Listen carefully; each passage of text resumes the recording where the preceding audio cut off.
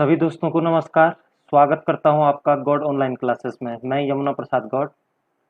दोस्तों, जैसे कि पिछले वीडियो में हमने भारतीय संविधान के अंतर्गत राष्ट्रपति के पद को पढ़ा था, और जैसे कि आज आप देख रहे हैं, भारतीय संविधान में संवैधानिक रूप से पहला पद जो होता है, हमने पिछले वीडियो में भी देखा कि भारतीय संविधान में पहला जो संवैधानिक पद है या भारत का पहला जो नागरिक कहलाता है वो राष्ट्रपति कहलाता है। ठीक है, आज उससे आगे हम चर्चा कर रहे हैं। भारतीय संविधान में अगर संवैधानिक पद की बात करें तो जो दूसरे नंबर का जो पद है वो उपराष्ट्रपति का पद है। ठीक है दोस्तों, तो इसी के ऊपर आज हम चर्चा करेंगे और देखेंगे कि उपराष्ट्रपति के क्या कार्य हैं और उसका पद कैसा है। तो भारतीय संविधान में उपराष्ट्रपति के लिए क्या क्या उपबंध किए गए हैं, तो इस पर हम आज परिचर्चा करेंगे। दोस्तों जैसे कि हमने देखा कि पिछले जो वीडियो था हमारा, उसमें हमने राष्ट्रपति के बारे में देखा था, और हमने देखा था कि किस प्रकार से राष्ट्रपति की कार्यपालिका से संबंधित शक्तियां थी, या व्यवस्थापिका से संबंधित शक्तियां थी, या फिर न्यायपालिका से संबंधित शक्तियां थी। अगर आपने अभी तक वो वीडियो नहीं देखा है तो आपसे रिक्वेस्ट रहेगी कि आप पहले उस वीडियो को देखिएगा, प्लेलिस्ट में आपको मिल जाएगा। ठीक है, और उसके बाद आप उपराष्ट्रपति को समझने की कोशिश करेंगे तो आपको ज्यादा लाभ मिलेगा उसका। तो आइए शुरुआत करते हैं उपराष्ट्रपति के पद को। तो दोस्तों, जैसा कि हम देख पा रहे हैं, हमारा जो उपराष्ट्रपति का जो पद है वो अनुच्छेद 63 के अंतर्गत भारतीय संविधान में इस बात की चर्चा की गई है कि जो अनुच्छेद 63 है वो ये कहता है कि भारत का एक उपराष्ट्रपति होगा। ठीक है, जैसे अनुच्छेद 52 में क्या बात कही गई थी कि भारत का एक क्या होगा, राष्ट्रपति होगा, वैसे अनुच्छेद 63 में क्या कहा गया है कि भारत का एक उपराष्ट्रपति होगा। ठीक है, अब उपराष्ट्रपति होगा, इसमें यहाँ पर बात आती है इसकी योग्यता की। तो योग्यता की जो बात आती है दोस्तों, इसकी मेन जो योग्यता है वो यही है कि वो राज्यसभा का सदस्य बनने जैसी उसकी योग्यता होनी चाहिए। कि जो राज्यसभा के बारे में हम अभी आगे पढ़ेंगे, ठीक है, क्योंकि इसका जो मेन काम है वो राज्यसभा को ही संबोधित, यानी कि राज्यसभा का पदेन सभापति होता है। ये बात अभी आगे के अनुच्छेद में आएगी। तो इसकी जो मेन योग्यता है वो है कि वो राज्यसभा का सदस्य बनने जैसी योग्यता रखता हो, कि वो भारत का नागरिक हो। और एक चीज यहाँ पर आती है दोस्तों कि जो उसकी जो न्यूनतम आयु है वो कम से कम 35 वर्ष होनी चाहिए। यानी कि राष्ट्रपति बनने के लिए भी न्यूनतम आयु कितनी होनी चाहिए, 35 वर्ष, और उपराष्ट्रपति बनने के लिए भी न्यूनतम आयु कितनी होनी चाहिए, 35। तो ये इसकी पद की योग्यताएं हैं। और साथ ही साथ अनुच्छेद 63 में क्या बात कही गई है कि भारत का एक उपराष्ट्रपति होगा, जो कि अनुच्छेद 63 में जिसका प्रावधान किया गया है। दोस्तों यहाँ पर अब आगे जो आ रहा है अनुच्छेद 64। अनुच्छेद 64 में कहा गया है उपराष्ट्रपति राज्यसभा का पदेन सभापति होगा। तो ये चीज आपको बहुत ज्यादा जरूरी है। ये क्वेश्चन बहुत बार पूछा जाता है कि पदेन सभापति। सबसे पहली बात तो आप पदेन का अर्थ समझ लीजिए, जब तक पद पर बना रहेगा। ठीक है ना, जब तक पद पर बना रहेगा तब तक यह राज्यसभा का क्या होगा, सभापति होगा। ठीक है दोस्तों, तो अनुच्छेद 64। तो यहाँ पर कहा, एक प्रश्न यहाँ पर ऐसे बनता है कि राज्यसभा का पदेन सभापति किसे कहते हैं, तो आपका जवाब होगा उपराष्ट्रपति। और प्रश्न ये भी बन सकता है कि उपराष्ट्रपति राज्यसभा का पदेन सभापति होता है और किस अनुच्छेद में वर्णित किया गया है, तो आप कहेंगे अनुच्छेद 64। तो 63 में आपने देखा कि उपराष्ट्रपति के पद का प्रावधान किया गया है। अनुच्छेद 64 में क्या कहा गया है कि उपराष्ट्रपति राज्यसभा का पदेन सभापति होगा दोस्तों। ठीक है, तो आई थिंक ये चीजें आप यहाँ पर आपके समझ में आ गए। और उपराष्ट्रपति बनने के लिए न्यूनतम आयु कितनी होनी चाहिए, 35 वर्ष होनी चाहिए, माफी चाहूंगा, 35 वर्ष, 35 ईयर। ठीक है, और वो राज्यसभा के सदस्य बनने जैसी योग्यता वो रखता हो। ठीक है दोस्तों, अब आगे बात करते हैं दोस्तों अनुच्छेद 65 की। अनुच्छेद 65 में देखो, 63 में पद का प्रावधान किया गया है उपराष्ट्रपति का, 64 में राज्यसभा का पदेन सभापति होगा, और 65 में राष्ट्रपति की आकस्मिक रिक्तियों को उपराष्ट्रपति के द्वारा पूरा करना। यानी कि अगर राष्ट्रपति का पद क्या है दोस्तों, रिक्त पड़ जाता है, ठीक है, हो जाता है कई बार, अगर कोई राष्ट्रपति इस्तीफा दे दे या फिर कार्यकाल के ही दौरान उनकी मृत्यु हो जाए, तो उस समय राष्ट्रपति के पद क्या हो जाता है, हम ये कह सकते हैं कि रिक्त पड़ जाता है राष्ट्रपति का पद, तो अनुच्छेद 65 के तहत उपराष्ट्रपति क्या बन जाएगा उस समय, राष्ट्रपति का पदभार संभाल लेगा। तो यही कहा गया है कि अनुच्छेद 65 में कि राष्ट्रपति की आकस्मिक रिक्तता को उपराष्ट्रपति के द्वारा पूरा किया जाएगा, यानी कि राष्ट्रपति नहीं है तो उस समय उपराष्ट्रपति राष्ट्रपति का कार्य करेगा अनुच्छेद 65 के तहत। तो ये तीनों अनुच्छेद आपको क्रम से याद हो जाने चाहिए कि अनुच्छेद 63 ये कहता है कि भारत का एक उपराष्ट्रपति होगा, अनुच्छेद 64 उपराष्ट्रपति कहता है कि उपराष्ट्रपति राज्यसभा का पदेन सभापति होगा, और अनुच्छेद 65 कहता है कि राष्ट्रपति की आकस्मिक रिक्तता को उपराष्ट्रपति के द्वारा पूरा किया जाएगा, यानी कि जब राष्ट्रपति नहीं रहेगा तो उस समय उपराष्ट्रपति उसका पदभार ग्रहण कर लेता है। ठीक है दोस्तों, तो यहाँ पर हमने ये तीन जो अनुच्छेद मुख्य अनुच्छेद थे इनके बारे में हमने देख लिया है दोस्तों। अब जो अनुच्छेद 66 है, यहाँ पर आप देख रहे होंगे अनुच्छेद 66 की बात की गई है। अब अनुच्छेद 66 में बहुत सारी चीजें, सबसे पहली बात तो इसके कार्यकाल की बात की गई है। कार्यकाल आपको पता होना चाहिए दोस्तों कि उपराष्ट्रपति का कार्यकाल सामान्यतः 5 वर्ष का होता है। राष्ट्रपति की भांति ही उपराष्ट्रपति का कार्यकाल कितना होता है, 5 वर्ष का। यद्यपि उपराष्ट्रपति राज्यसभा का पदेन सभापति होता है और राज्यसभा का जो सदस्य बनता है उसका कार्यकाल 6 वर्ष का होता है। इस चीज को आप इतर कर दीजिए, लेकिन उपराष्ट्रपति का कार्यकाल 5 वर्ष का होता है, आप इस चीज को क्लियर रखेंगे।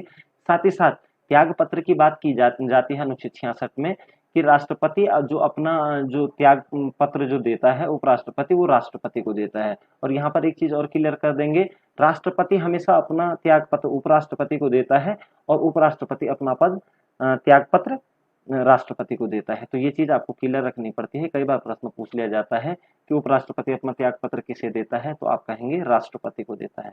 ठीक है दोस्तों, यहाँ पर एक बात और कही गई है, उपराष्ट्रपति को अविश्वास प्रस्ताव द्वारा हटाया जाता है, जबकि आपने देखा कि राष्ट्रपति को अनुच्छेद 61 के तहत महाभियोग के तहत हटाया जाता है।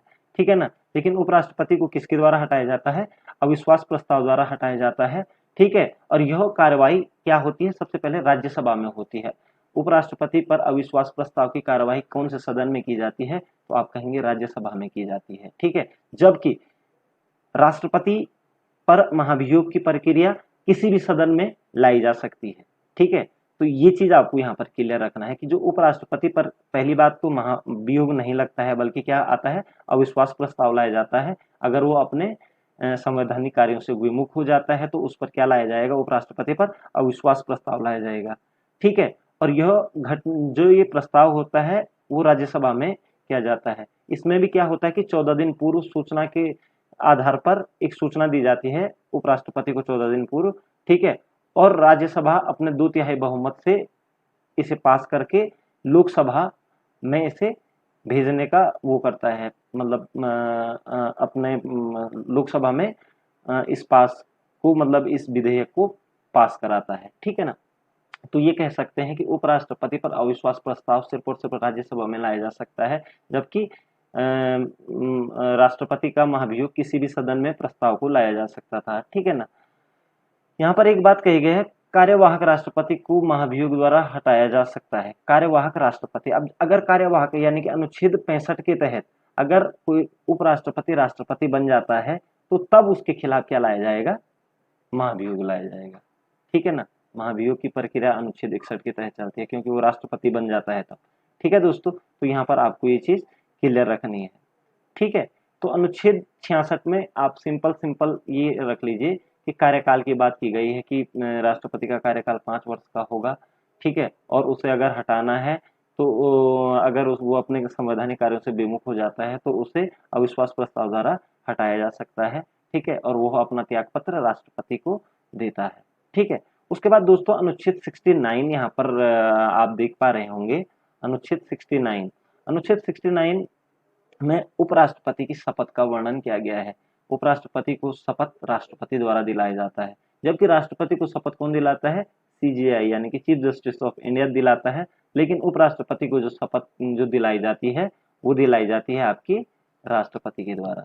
ठीक है, तो ये चीज आपको यहाँ पर क्लियर रखना है कि उपराष्ट्रपति को शपथ किसके द्वारा दिलाई जाती है, तो राष्ट्रपति के द्वारा दिलाई जाती है और अनुच्छेद 69 के तहत दिलाई जाती है। जबकि 59 के तहत क्या होता है, राष्ट्रपति की शपथ का अनुच्छेद 60 में राष्ट्रपति की शपथ का वर्णन किया गया है। ठीक है ना दोस्तों, तो ये आपको क्लियर याद रखना। ठीक है, कार्यवाहक उपराष्ट्रपति का प्रावधान संविधान में नहीं किया गया है। ठीक है ना, कार्यवाहक उपराष्ट्रपति नहीं होता है दोस्तों, ये चीज आपको यहाँ पर क्लियर। ये इसका कोई भी कई बार प्रश्न आ जाता है कि निम्नलिखित में से कौन सा सही सत्य कथन है या असत्य कथन है। ठीक है, तो इस तरीके का कोई वाक्य आपके सामने आता है कि आपको सिंपल सी बात याद रखनी है कि कार्यवाहक उपराष्ट्रपति का प्रावधान संविधान में नहीं किया गया है। क्लियर, तो ये चीज आपको ध्यान रखनी है। तो अनुच्छेद 66 और अनुच्छेद 69 आपने देख लिया है। इसके साथ साथ जो दोस्तों जो अनुच्छेद आपका जो 66 है उसमें कुछ एक दो चीजों का वर्णन और किया गया है। इसमें कहा गया है कि उपराष्ट्रपति के निर्वाचन प्रक्रिया का वर्णन भी अनुच्छेद 66 में ही किया गया है। ठीक है ना, अनुच्छेद 66 में उसका कार्यकाल भी है, उसके निर्वाचन की प्रक्रिया भी है, उसके त्याग पत्र का भी। तो जो निर्वाचन होता है वो क्या किसके द्वारा, जैसा आपने राष्ट्रपति का निर्वाचन देखा था, ठीक है, अनुच्छेद 54 में, तो आपने देखा था कि राष्ट्रपति के निर्वाचन में संसद और राज्यों की विधानसभा के निर्वाचित सदस्य भाग लेते हैं। सिर्फ निर्वाचित, मनोनीत सदस्य नहीं, निर्वाचित सदस्य भाग लेते हैं।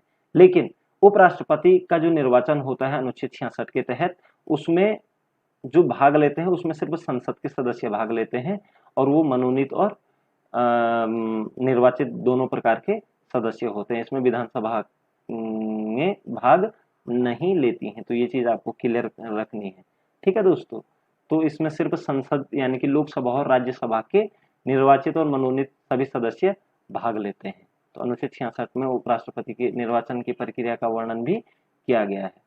उसके बाद दोस्तों क्या कहा गया है कि राष्ट्रपति के सामान्य के समान उपराष्ट्रपति का निर्वाचन भी अप्रत्यक्ष तथा अनुपातिक प्रतिनिधित्व प्रणाली के तहत एकल संक्रमण मत पद्धति द्वारा होता है, क्योंकि इसमें प्रांतों की विधान मंडलों में भाग लेने का प्रावधान नहीं है। तो विधानमंडल भी इसमें क्या नहीं लेते हैं, भाग नहीं लेते हैं। ठीक है, तो ये ये सारी चीजें थी उपराष्ट्रपति से संबंधित।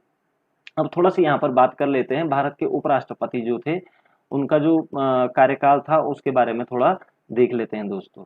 तो जो भारत के जो सबसे पहला क्वेश्चन तो यही बन जाता है कि भारत का जो पहला उपराष्ट्रपति था दोस्तों, वो कौन था। जैसे कि आप स्क्रीन में देख रहे हैं, ये थोड़ा सा यहाँ पर मिसप्रिंट हो चुका है, थोड़ा यहाँ पर टाइम लग रहा है, तो दोस्तों एक सेकेंड। यहाँ पर जो आप ये थोड़ा सा क्रम गलत हो चुका है।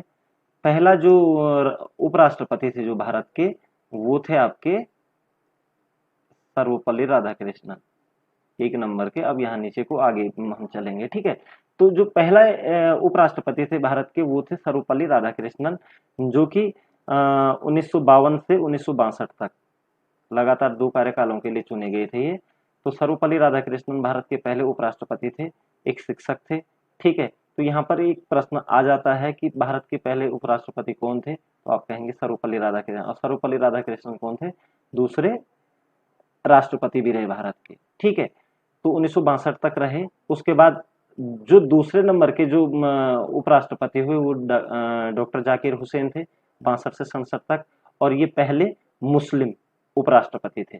पहले ये जाकिर हुसैन पहले मुस्लिम राष्ट्रपति भी रहे, क्योंकि राष्ट्रपति बनते हैं उसके बाद।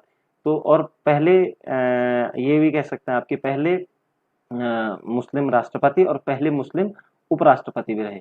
उसके बाद विराहगिरी वेंकट गिरी, ठीक है ना, वीवी गिरी आप कह सकते हैं इनको। ठीक है, तो वीवी गिरी जी जो रहे वो 67 से 69 तक, 1967 से 69 तक इन्होंने भी अपने, क्योंकि जैसे जाकिर हुसैन की मृत्यु होती है तो इनके पास ये कार्यकारी राष्ट्रपति बनते हैं और ये उसके बाद राष्ट्रपति के पद से क्या दे देते हैं, त्याग पत्र दे देते हैं। ठीक है दोस्तों, उसके बाद ये पूर्ण रूप से राष्ट्रपति बनाए जाते हैं। उसके बाद पांचवें जो नेक्स्ट चौथे नंबर के जो उपराष्ट्रपति बने, गोपाल स्वरूप पाठक जी बने थे 69 से 74 तक।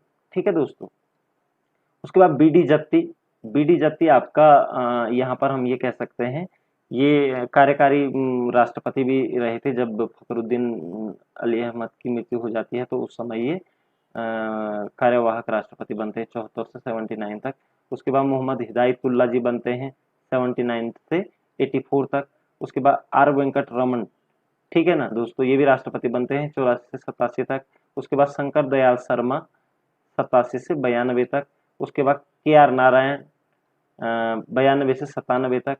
उसके बाद कृष्णकांत 97 से 2002 तक। आप इसका स्क्रीनशॉट भी ले सकते हैं, ठीक है। ये कृष्णकांत ऐसे उपराष्ट्रपति थे जिनका कार्यकाल के दौरान ही मृत्यु हुई थी, ठीक है, कार्यकाल के दौरान मृत्यु, कार्यकाल में मृत्यु हुई थी, ठीक है ना। तो ये प्रश्न पूछा जाता है क्योंकि राष्ट्रपति तो बहुत सारे हुए लेकिन कार्यकाल के दौरान मृत्यु उपराष्ट्रपति में कृष्णकांत की हुई थी, तो आपको ये चीज क्लियर रखना है। उसके बाद भैरों सिंह शेखावत, ये 2002 से 2007 तक रहे थे। तो यहाँ पर उसके बाद मोहम्मद हामिद अंसारी 2007 से 2000 लगातार 2 कार्यकालों के लिए ये भी चुने गए थे, 2017 तक रहे। और अभी जो वर्तमान में जो राष्ट्रपति हैं 13वें नंबर के राष्ट्रपति, ये हैं आपके वेंकैया नायडू, ठीक है, 2017 से अभी वर्तमान तक चल रहे हैं। तो एक तो आपको यहाँ पर क्या करना है कि सर्वप्रथम पहली बात तो ये आपको याद रख लेना है कि पहले उपराष्ट्रपति कौन हुए, तो सर्वपल्ली राधाकृष्णन हुए। दूसरे और वर्तमान कौन है, वेंकैया नायडू जी हैं अभी, ठीक है। तो ये 13वें नंबर के आपके 13th नंबर के क्या है, उपराष्ट्रपति हैं दोस्तों, ठीक है। अब यहाँ पर एक बात आती है कि कौन कितने उपराष्ट्रपति राष्ट्रपति बने, ठीक है। तो एक तो आपका राधा कृष्णन जी बने, उसके बाद दूसरा आपका जाकिर हुसैन जी बने, तीसरा वीवी गिरी बने, उसके बाद आपका मोहम्मद हिदायतुल्ला तो कार्यवाहक रहे थे, उसके बाद वेंकट रमन, मोहम्मद हिदायतुल्ला कार्यवाहक थे लेकिन राष्ट्रपति कहीं ना कहीं रहे वो, ठीक है ना। तो आप इनको भी ऐड करेंगे उसमें।